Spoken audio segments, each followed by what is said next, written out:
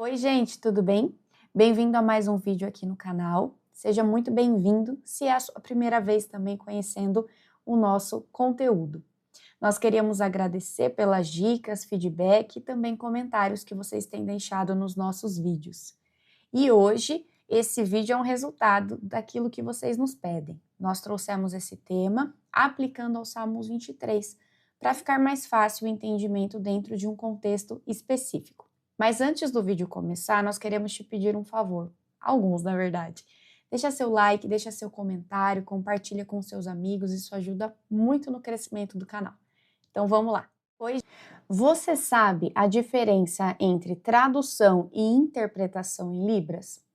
Porque isso aqui pode ser exatamente o que está te travando hoje na sua sinalização.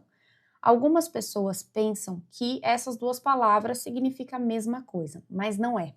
Hoje eu vou te ensinar isso na prática, usando um dos textos mais conhecidos na Bíblia, que é o Salmos 23.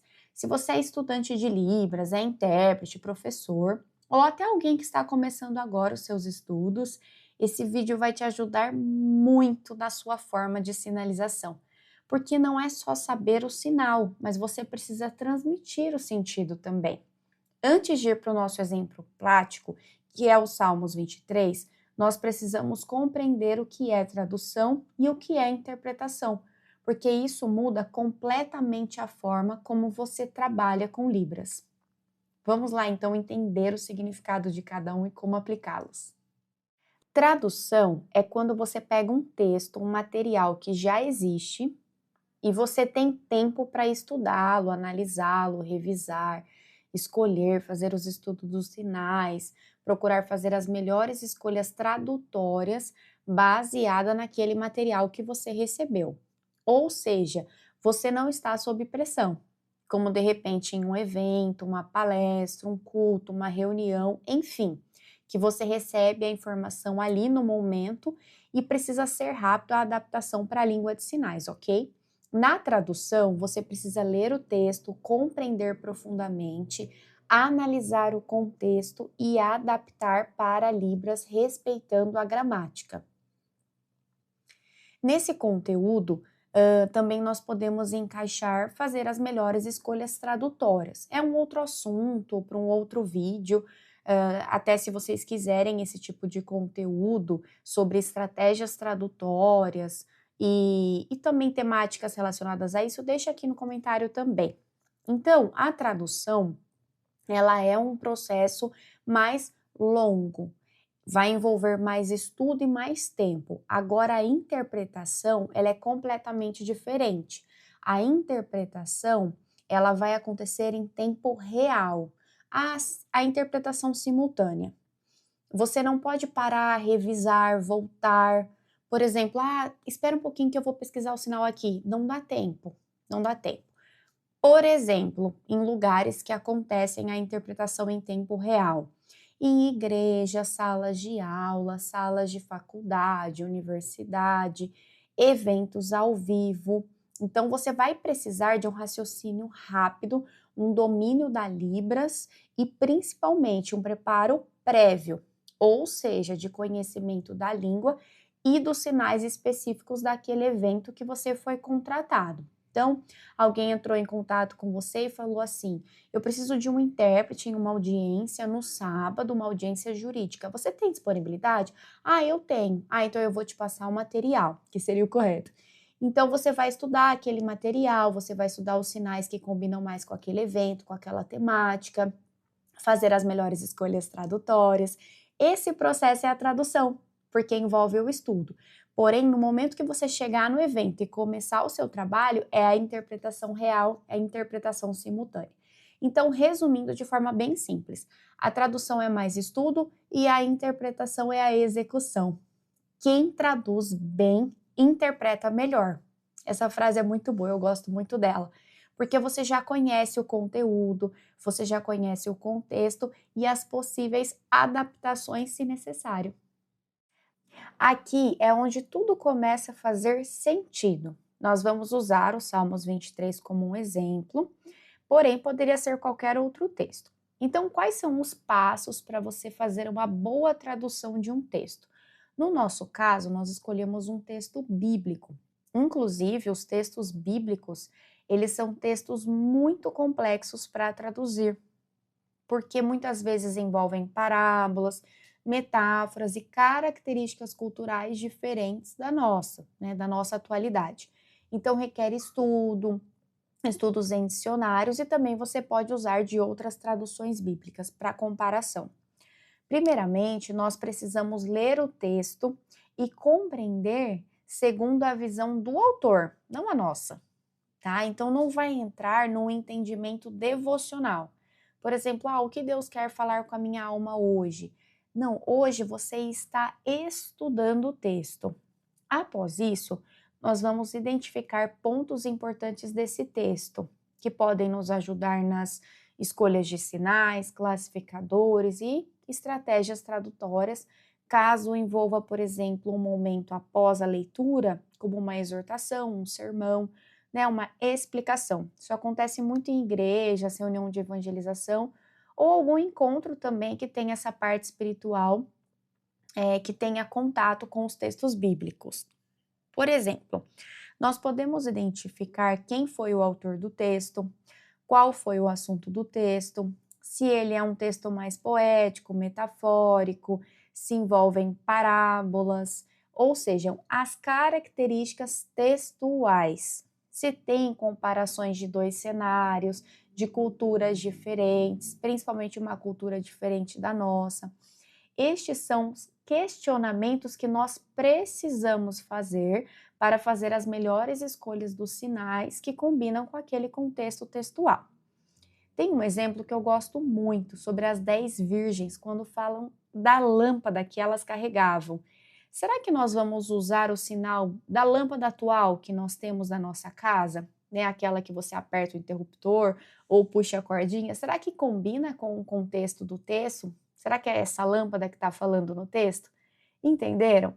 Então é interessante você ter um estudo de conhecimento cultural, vai te ajudar muito a escolher qual é o melhor sinal ou até um classificador se necessário, ok? Então vamos lá para o Salmos 23. Esse texto foi um texto escrito por Davi, ele era um pastor de ovelhas, foi num contexto de perseguição, né? O texto fala muito sobre a confiança em Deus e também, o que são salmos? Eles são hinos, cânticos, poesias? Então é um texto poético. Então eu tenho que tomar cuidado para não traduzir de uma forma que perca a essência do texto, que é uma essência tão bonita. A Bíblia, ela não é só texto, ela tem linguagem poética. Então, para traduzir esse tipo de texto para Libras, eu preciso seguir alguns passos. É fundamental, tá? Lili, mas quais são eles? Então, assim, antes de qualquer sinal, eu preciso entender e analisar a intenção do autor, tá? O que Davi, ele quis transmitir com os Salmos 23, né? Qual que é o contexto cultural histórico desse texto? Ele era pastor, ele cuidava das ovelhas. Qual sinal de pastor eu vou usar que vai combinar com o fato de alguém, né, um sujeito que cuidava ali das ovelhas? Qual sinal que vai se encaixar melhor, ou até um classificador, ou até uma explicação? São estratégias tradutórias. Então eu preciso analisar as metáforas. O Senhor é o meu pastor. O que significa isso? Certo? Então eu preciso trazer esse sentido de um sujeito que ele tinha ali uma função, um papel de cuidar. Era um sujeito que cuidava das ovelhas. Então é compreender o texto, a essência do texto, a essência do que o autor quis passar para nós. Lembrando mais uma vez, não é numa linhagem devocional, ok? E aí, juntamente com tudo isso que eu acabei de falar, nós precisamos aplicar a gramática da Libras, porque a estrutura, ela muda completamente do português para Libras, tá? Não dá para sinalizar palavra, sinal, palavra, sinal, palavra, sinal. Pode ficar super confuso e bagunçar realmente o sentido ali do texto. Então agora nós vamos trabalhar alguns exemplos práticos. Vamos pegando os versos aos poucos e traduzindo junto para que vocês possam entender como funciona na prática, ok? Mas antes, eu quero dar uma dica para vocês muito importante. Você fazer um processo tradutório envolve ter um caderninho, ter ali aquele momento que você vai fazer a parte teórica e depois a parte prática. Algumas pessoas são contra e não concordam muito, mas tudo bem, cada um sabe o que fica melhor ali no seu processo de aprendizagem. Mas eu sou super a favor, eu acho sim que você precisa ter a parte teórica, onde você vai estudar passo por passo, rever os sinais, como os sinais são feitos. Depois você pode até fazer uma glosa, não tem problema. Onde que se torna um problema? Quando você faz mais a parte teórica e deixa a prática de lado. Você precisa equilibrar. A parte teórica é importante, mas praticar também é importante. Então, equilibra, tá? Faz esse processo teórico, reveja os sinais, como eles são feitos. Depois você vai praticar. As anotações vão ajudar muito. Eu lembro que quando eu comecei a estudar Libras, eu tinha dificuldade de memorizar alguns sinais, então eu desenhava eles do meu jeito. E depois, quando eu ia interpretar, isso ajudava muito na parte imagética, porque eu lembrava do desenho do sinal. Então fica a dica para você. Também, se você quiser um vídeo com essa temática, deixa aqui no comentário também que a gente vai montar com muito carinho. Então vamos lá. No versículo 1, o Senhor é meu pastor e nada me faltará. Algumas pessoas, alguns intérpretes, tradutores, eles acabam optando por sinalizar mais por sentido, uma tradução por sentido. Ou seja, tentando entender o que o autor quis dizer e trazendo aquilo de uma forma mais significativa. Porém, eu particularmente, eu gosto muito da tradução literal quando o assunto é texto bíblico. E eu vou explicar para vocês o porquê. Dentro da comunidade religiosa que eu participo, tem um momento ali da leitura, né, do texto bíblico e depois tem a exortação. Nesse momento da exortação, ninguém sabe o que vai vir, né? A exortação é revelada pelo Espírito Santo, então não tem como eu estudar antes, entendeu? Então eu preciso tentar deixar o texto o mais literal possível, para que em momento nenhum eu sinalize algo por sentido e depois não bata com aquilo que veio na exortação. Entenderam? Então, por uma precaução, eu gosto muito da tradução literal. Eu acho que você preserva a essência do texto, a característica do texto, os detalhes culturais do texto que depois podem ser usados na exortação de forma tranquila. Então, por exemplo, quando nós lemos o verso 1, né? O Senhor é meu pastor, nós vamos ter que entendimento? Ah, o Senhor cuida de mim, né? Lembra que nós havíamos comentado que o texto ele traz um significado de que o pastor cuida das ovelhas? Então tá fazendo uma comparação ali com o povo de Deus, né? As ovelhas e o povo de Deus. E claro, nós sabemos que cada um tem a sua opinião, em estudos e tudo mais, e nós não estamos aqui para entrar nesse tipo de mérito, mas nós estamos trazendo para vocês várias informações para te ajudar a fazer a melhor escolha dentro da sua interpretação, ok? Então, nós compreendemos que, às vezes, alguns intérpretes fazem a escolha tradutória de comparar ali com um momento difícil da vida, né? Por exemplo, ali no Vale da Sombra da Morte. Ah, estou passando por um momento difícil, é um momento de mal que está havendo na vida da pessoa, né? Então, por exemplo, o Senhor é meu pastor, então o Senhor cuida de mim, eu preocupação não preciso, né? Ou, por exemplo, deitar-me faz em verdes passos. Ah, o Senhor me ajuda e eu sinto alívio e descanso, né? Ou, por exemplo, igual eu citei do Vale da Sombra da Morte, alguns intérpretes não usam um lugar literal, eles citam momentos difíceis da vida que envolvem medo, ansiedade ou qualquer outro sentimento nesse sentido, ok? E também, ok, são escolhas mediante ao público que ele está sinalizando e ele acredita que seja o melhor, tá? Mas nós vamos, nesse vídeo, escolher a tradução literal e vamos parte por parte explicando alguns detalhes e depois vem o vídeo completo para vocês, ok? Então vamos lá. Senhor, meu pastor, nada. Mas Lili, você usou a boia? Por quê? Não vai ficar confuso? Você não está determinando o que é, mas o texto também não está. O que seria esse nada? Cada um vai ter a sua opinião. mas foi como eu expliquei. Como nós não sabemos o que vai vir na explicação, talvez seja mais seguro não determinar. E na hora da explicação isso fique mais claro, ok? Deitar-me faz em verdes pastos, guia-me mansamente às águas tranquilas. Eu, particularmente, eu não gosto de trazer essa parte por sentido, ok? Porque eu vejo que no texto o tempo todo a nossa vida está sendo comparada com a vida das ovelhas, para que nós entendamos certinho. E é importante você deixar que o surdo estimule a parte intelectual dele e também a parte espiritual. Ele tem o direito de ver aquela sinalização mais metafórica, mais poética e ter aquela reflexão com Deus do que aquilo significa. Às vezes nós queremos entregar as coisas muito pronta para o surdo e parece que nós estamos diminuindo a capacidade intelectual dele, né? É como qualquer outra pessoa, que quando você chega num espaço novo, às vezes você não entende as coisas de primeira, mas com o tempo você vai amadurecendo naqueles temas, certo? Então eu trabalharia com os verdes passos, com as águas tranquilas, porém entra aquilo que eu comentei com vocês, tudo precisa envolver a gramática da língua, certo? Também uma boa organização do meu espaço de sinalização. Se eu sinalizo tudo aqui no meio, ó, vira uma maçaroca de farofa, não dá para entender. Fica difícil.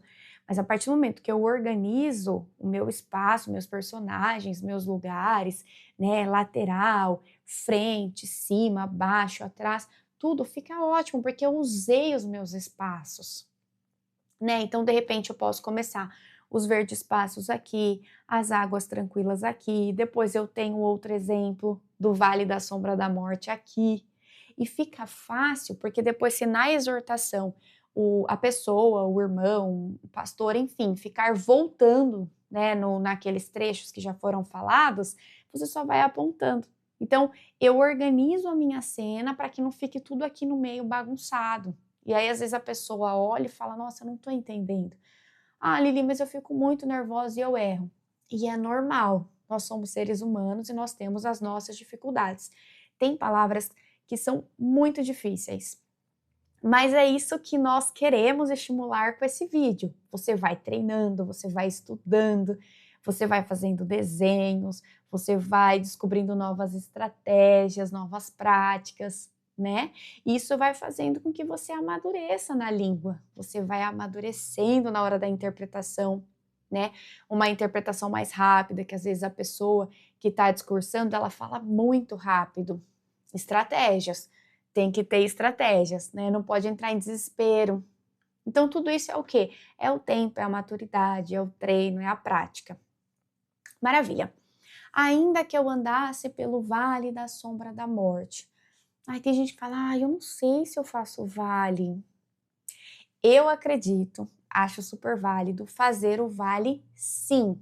Vai entrar na mesma explicação que eu já citei, tá?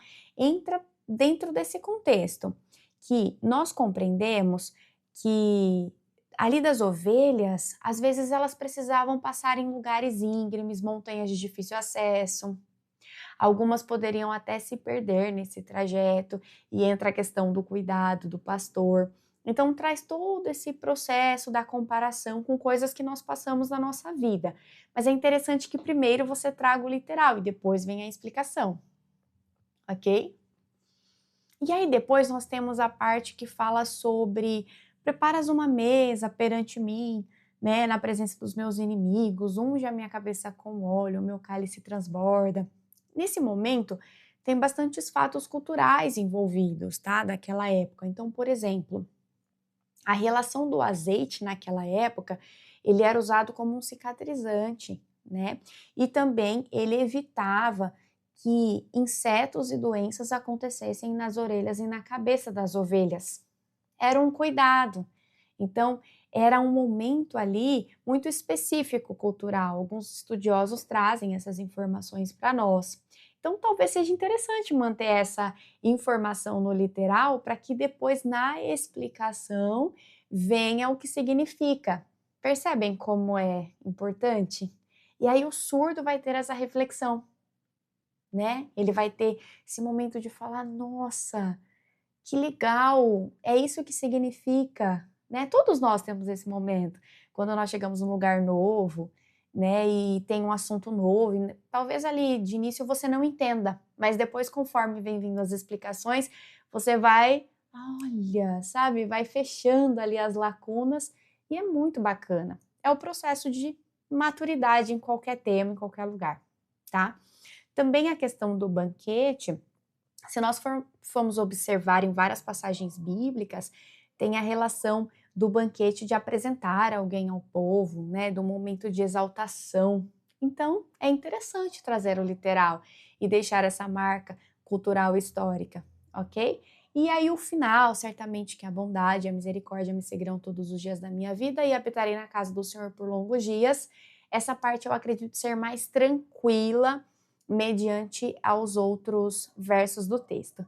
Então, eu espero muito que vocês tenham entendido a relação de você fazer, né, a escolha tradutória do literal, do sentido, e a importância de você aplicar isso no seu dia a dia, trazendo mais segurança de que na hora que vai vir a explicação, não vai bater com a sua sinalização. Porque, por exemplo, imagina de repente, na hora da sua sinalização, você faz a escolha de, ao invés de fazer o Vale da Sombra da Morte, você faz que a vida tenha um período difícil, né? Então, de repente, a hora que vier a explicação, o palestrante, ou o irmão, ou o pastor, enfim, a pessoa que estiver ali explicando, ela não fala nada de período de vida difícil. Ela não compara nada com a nossa vida particular. Não, não. Ela fala do vale, ela fala das características culturais daquela época, da ovelha, e você não fez vale, não fez nada. Você fala, o que que eu faço agora? Entendeu? Ah, Lili, mas eu faço comparação na hora ali e saio, né? E saio bem. Tudo bem, pode ser que dê certo, mas eu acho que é mais seguro você fazer no literal e depois fica muito mais fácil você só falar, olha, comparado, significa, semelhante, e explica, certo? Agora vocês entenderam a importância da tradução na nossa vida? De entender a diferença de tradução e interpretação e ter esse processo tradutório de estudo antes de ir para a prática? Maravilha. E agora nós vamos apresentar para vocês a nossa escolha tradutória do Salmos 23, que inclusive já tem aqui no canal. Eu acho que foi o primeiro vídeo que nós postamos no canal, se eu não estou enganada. E lembrando, gente, Lili, essa é a tradução mais correta, mas não, não, não. É a nossa escolha tradutória, ok? Mas eu espero muito que ela te ajude na sua escolha tradutória. É muito importante você ver o trabalho de outros colegas e daquele trabalho você tirar ideias para o seu também, tá? Super importante. Isso também faz parte do estudo tradutório. Então vamos ver a nossa escolha tradutória. Sim.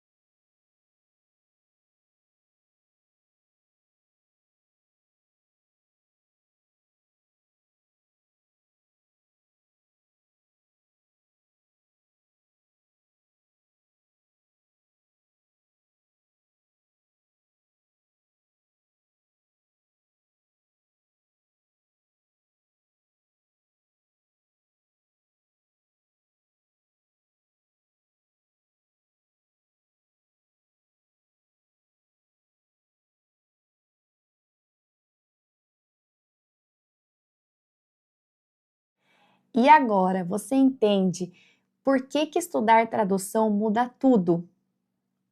Por que que quando você estiver interpretando, o fato de você já ter estudado antes vai te ajudar muito nos significados, com as metáforas, com os contextos, e a sua interpretação vai ficar mais natural, mais rápida, mais fiel ao texto, que é super importante, gente. Nós precisamos ser fiéis, fidedignos ao texto, ao que está sendo falado no discurso, tá? E também fica uma interpretação mais leve, né? Tem muitos intérpretes que sofrem muito no momento de interpretar, né? Às vezes está escalado para trabalho, igreja, enfim, e o dia da escala é um dia super difícil. É normal, nós somos seres humanos, mas você aplicar isso no seu dia a dia, esse estudo tradutório, vai te ajudar nessa segurança, né? Você sabe que ali podem acontecer dificuldades, mas o fato de você ter se preparado antes te deixa mais seguro, te deixa mais leve, ok? E se esse conteúdo ele te ajudou, se você gostou, não esquece de deixar o seu like aqui, se inscreva no canal, deixa seu comentário. Comenta aqui, Salmos, para que eu possa trazer mais conteúdos como esse para vocês, tá bom? Muito obrigada, Deus abençoe muito vocês e abençoe os estudos de vocês também. Tchau!